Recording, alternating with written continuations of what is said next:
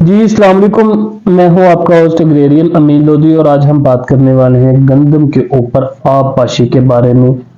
कि गंदम को हम कितने पानी लगाते हैं, किस किस टाइम लगाने हैं। ये मैं आपको बताना चाहूँ कि ये जो गंदम की आबपाशी है ये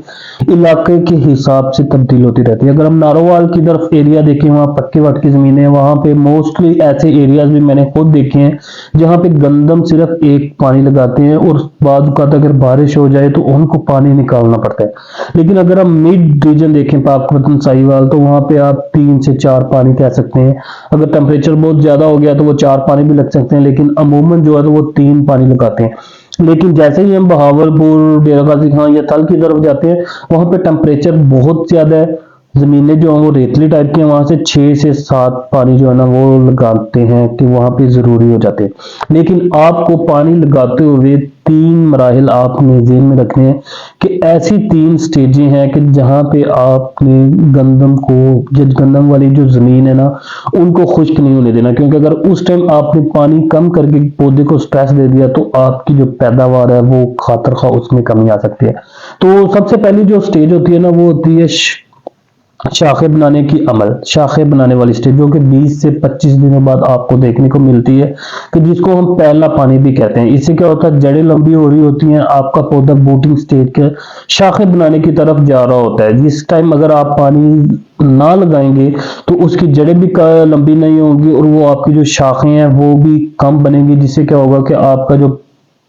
सिट्टे हैं वो पहले ही शुरू से ही कम बनने शुरू हो जाएंगे, क्योंकि जितनी कम शाखें होंगी उतना कम जो है ना वो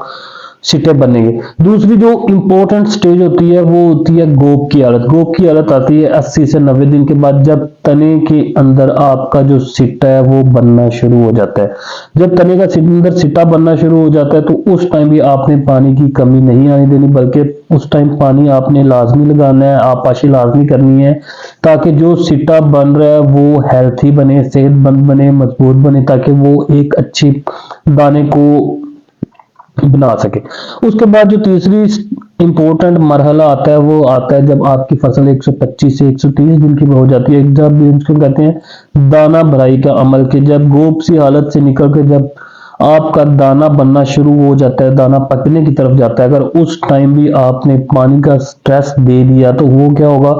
कि उस टाइम आपका जो दाना, जिसको हम कहते हैं ना, दाना पिचक जाता है, दाना कमजोर हो जाएगा, क्योंकि उस टाइम वाटर शॉर्टेज आपने बिल्कुल भी नहीं देने। ये थे गंदम के 3 मराहिल। आपने पहला पानी लगाना 20 से 25 दिन बाद, उसके बाद आपने गोप की हालत में देना और तीसरा आपने दाना बनने की हालत में देना। लेकिन ऐसे इलाका जात जो कि थल वाले हैं, जहाँ पे 6-7 पानी लगते हैं, तो आपने 20 से 25 दिन के बाद लाजमी हल्का हल्का पानी लगाते रहना, ताकि जो आपकी गंदम की फसल है वो स्ट्रेस की तरफ ना जाए। पहला पानी आपने 20 से 25 दिन के बाद लगाना है, दूसरी आबपाशी आपने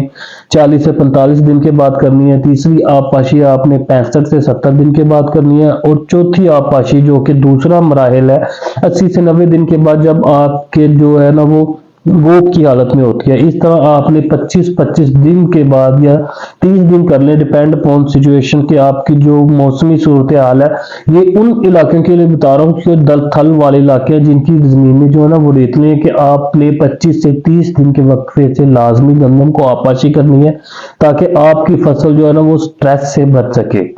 जी शुक्रिया।